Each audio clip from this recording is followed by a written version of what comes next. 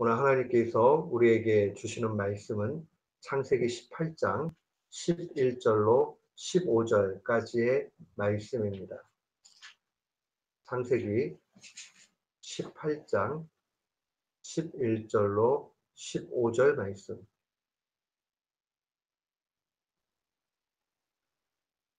같은 마음으로 주의 말씀 봉독토록 합니다. 아브라함과 사라가 나이 많아 늙었고 사라의 경수는 끊어졌는지라. 사라가 속으로 웃고 이르되 내가 노쇠하였고 내 주인도 늙었으니 내게 어찌 낙이 있으리요. 여호와께서 아브라함에게 이르시되 사라가 왜 웃으며 이르기를 내가 늙었거늘 어떻게 아들을 낳으리요 하느냐. 여호와께 능치 못한 일이 있겠느냐. 기한이 이를 때에 내가 네게로 들어오리니 사라에게 아들이 있으리라. 사라가 두려워서 승인치 아니하여 가로되 내가 웃지 아니하였나이다. 가라사대 아니라 내가 웃었느니라. 아멘. 저는 오늘 본문 말씀을 통해서 웃게 하시는 하나님이라는 제목으로 주의 말씀을 선포하도록 하겠습니다. 실력 있는 존재가 되지 못합니다. 우리의 뜻대로 살려고 하고 우리의 방식을 고수합니다. 실력 없는 인간을 다루시는 하나님의 방식을 우리는 거룩이라고 그렇게 이야기합니다. 거룩이라는 말은 본질적으로 다르다 하는 그런 뜻을 가지고 있습니다. 우리가 하나님이 거룩하시다 이렇게 고백을 할 때는 하나님은 세상의 상식의 방법과 경험의 방법과 조금 다르시다 하는 그런 의미를 갖습니다. 신명기 8장 3절 말씀에 보면 너를 낮추시며 너를 줄이게 하시며 또 너도 알지 못하며 네 조상들도 알지 못하던 만나를 네게 먹이신 것은 사람이 떡으로만 사는 것이 아니요 여호와의 입에서 나오는 모든 말씀으로 사는 줄을 네가 알게 하려 함이다 라고 그렇게 증거합니다. 우리는 상식적으로 생각하고 우리의 경험으로 생각할 때에 나한테 좀 더 잘해주시고 후대하시고 또 세상 사람들이 부러워할 만한 것들을 많이 주시면 내가 주님 앞에 더 열심히 일하고 더 좋은 것 드릴 수 있을 텐데 라는 생각을 종종 합니다.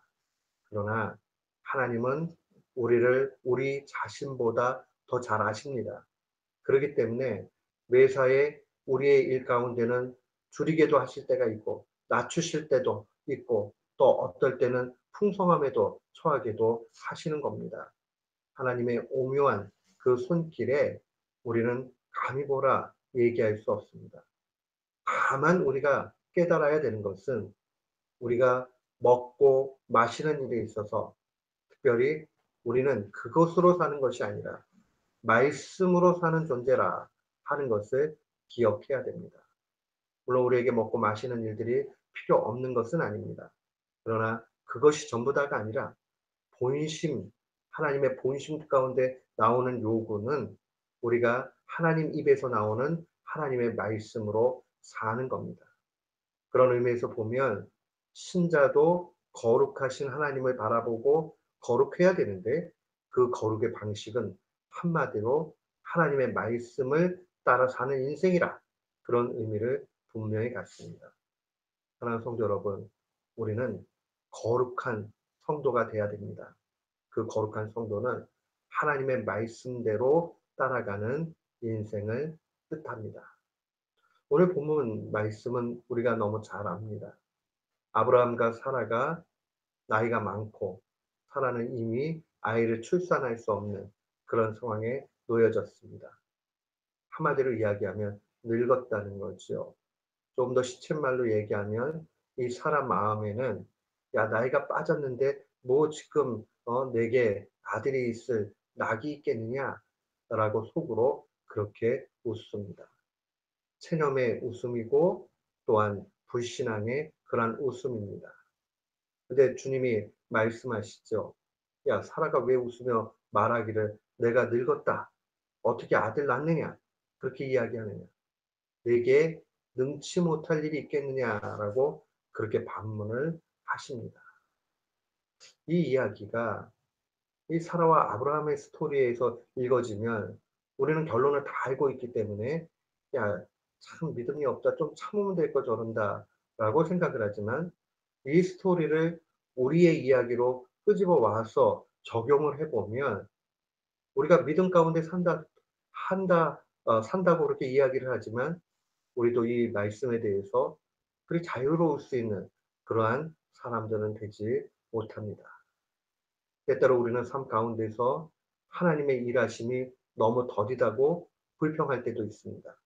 또 때로는 '하나님 왜 이렇게 일을 꽈 가지고 하시지?' 라고 답답함을 토로하기도 합니다. 그리고 또 어떨 때는 '야 이거는 안 될 일이야.' 라고 하나님을 제안할 때도 있습니다. 그때마다 우리는 기억을 해야 됩니다. 하나님의 요구는 우리가 말씀 가운데 사는 겁니다. 여호와께 능치 못할 일이 있겠느냐 하는 이 하나님의 반문은 내 입에서 나오는 말로 살 때에 모든 일들이 통통케 됐다 하는 그런 의미를 갖습니다.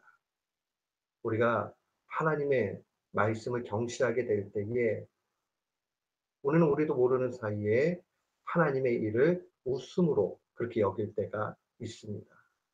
사라의 불신앙의 모습들이 우리의 모습일 수 있습니다. 그런 의미에서 우리는 하나님의 말씀을 붙잡고 살아가야 됩니다. 어떻게 하면 하나님의 말씀을 붙잡고 살 수 있겠습니까? 첫째 우리가 기억을 해야 되는 것은 환경과 상식보다 우리는 성령에 민감한 삶을 살아야 됩니다. 보통 우리가 하나님을 제한하게 되는 불신앙에 빠지는 것은 우리의 환경과 상식이 앞설 때 그럽니다. 그렇지요. 지금 사라가 판단하고 있는 것은 미련한 판단 아닙니다. 늙었어요. 그리고 경수도 끊었습니다. 그런 상황이면 아이를 과학적으로도 당연히 출산할 수 없는 상황에 놓인 건 맞습니다. "야, 애 낳을 수 없어." 라고 얘기할 수 있어요. 그것은 과학이고 상식이고 우리에게 놓여진 환경입니다. 그러나 주님은 우리가 그 단계를 좀 더 뛰어넘기를 원합니다. 이것은 무슨 신비로운 그러한 열광주의를 얘기하는 것이 아닙니다. 성령에 민감하기를 원하신다는 겁니다. 우리가 어떻게 하면 성령에 민감한 사람으로 살아갑니까? 하나님의 말씀은 처음부터 마지막까지 하나님의 말씀과 기도 가운데 하나님의 뜻을 찾아갈 것을 계속 도전합니다. 디모데전서 4장 4절로 5절 말씀에 보면 하나님께서 지으신 모든 것이 선하며 감사함으로 받으면 버릴 것이 없나니 하나님의 말씀과 기도로 거룩하여진다. 하나님의 말씀과 기도를 통해서 거룩해진다 하는 이 말씀은 우리가 평생의 양식으로 삼아야 됩니다. 이 디모데전서 4장의 배경은 말세의 거짓 가르침들이 일어나게 되는데 특별히 혼인을 금지하고 또 음식물 먹는 문제로 어 문제가 되는 것을 보게 됩니다. 그때의 영분별이 필요하다는 거죠. 흔들리지 않고 바른 길로 갈 수 있는 것. 그것은 바로 하나님께서 무엇을 약속해 주셨는가? 하나님이 지금 이 상황들 속에서 어떻게 이끌어 주신가를 우리가 잠잠히 또 예민하게 그렇게 분별해야 한다는 겁니다. 말씀과 기도로 거룩하여진다 하는 이 말씀은 음식물 먹는 문제에 국한할 것만은 아닙니다. 당시에 음식물을 먹는 문제들은 우상에게 바쳐진 그런 고기 먹는 문제가 주된 문제 중에 하나였습니다. 그러니 이걸 먹어야 되느냐 먹지 말아야 되느냐 논란이 있을 수 있지요. 근데 그때에 더 중요한 것은 하나님의 말씀과 기도로 거룩하여진다라는 이 바울의 가르침에 우리는 집중을 해야 됩니다. 중요한 것은 우리가 그 현장과 그 상황들 속에서 어떻게 하나님이 이끌어 가시느냐 하는 것이 중요합니다. 우리가 하나님의 말씀을 받고요. 계속 기도하고요. 그 말씀을 묵상하고요. 그러다 보면 그 순간에 원하시는 하나님의 뜻을 조금씩 알게 됩니다. 만약에 잘 못 깨닫겠어요. 그럼 계속 기도하세요. 기도하시고 그다음에 말씀을 받을 때까지 계속 기도하십시오. 하나님은 어떠한 방식이든지 분명히 알려주십니다. 이거 어떻게 되는지 잘 모르겠어 해도 낙심할 것 없습니다. 그 가운데 선택해야 되는 상황의 마지막까지도 하나님의 응답을 받지 못할지라도 하나님께서는 그 마지막 순간에 정말 바른 걸 선택하게끔 그렇게 이끌어 가십니다. 중요한 것은 우리가 끊임없이 기도하고 말씀으로 찾아보고 말씀을 들으려고 하는 그 자세가 중요한 것입니다. 두 번째로 우리가 어떻게 하면 하나님의 말씀대로 살아갑니까? 그것은 바로 가장 좋은 것을 주시는 하나님의 선하심에 기대하는 삶입니다. 우리가 기대해야 되는 것은 나의 실력, 내 환경, 내 여건들이 어떻게 변하는 것 여기에 있지 않습니다. 하나님이 가장 좋은 것 주신다 하는 이 자체에 있습니다. 칼빈은 믿음의 정의를 하나님께서 나에게 가장 좋은 것을 주신다는 확신이다 라고 그렇게 이야기했습니다. 우리가 어떤 일을 만나든지 간에 하나님은 결국 내게 제일 좋은 것 주셔 라고 할 때에 우리는 말씀대로 살아가게 됩니다. 시편 34편 8절 말씀 보면 너는 여호와의 선하심을 맛보아 알지어다. 그에게 피하는 자는 복이 있다라고 증거를 하고 10절에 오면 젊은 사자는 궁핍하여 줄일지라도 여호와를 찾는 자는 모든 좋은 것에 부족함이 없다. 좋은 것에 부족함이 없다. 누가요? 여호와를 찾는 자. 그러니 하나님 앞에 선한 것을 기대하며 나아가는 것이 필요합니다. 우리는 이 아브라함 스토리의 결론 잘 압니다. 하나님 결국 이삭을 주세요.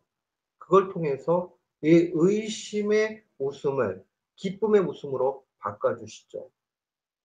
의심과 불신앙까지도 결국 하나님께서는 기쁨과 웃음으로 바꾸십니다. 오늘 우리 앞에 놓여져 있는 여러 어려운 점 무엇이 있습니까? 하나님의 뜻을 구해 나가면서 우리는 믿음의 여정을 살아가야 할 것입니다. 그리고 하나님의 선하심에 또 한 번 우리는 기대해야 할 것입니다. 이 말씀 마음에 간직하면서 오늘도 주 안에서 승리하는 귀한 교우들 되시기를 주님의 이름으로 축원합니다. 아멘.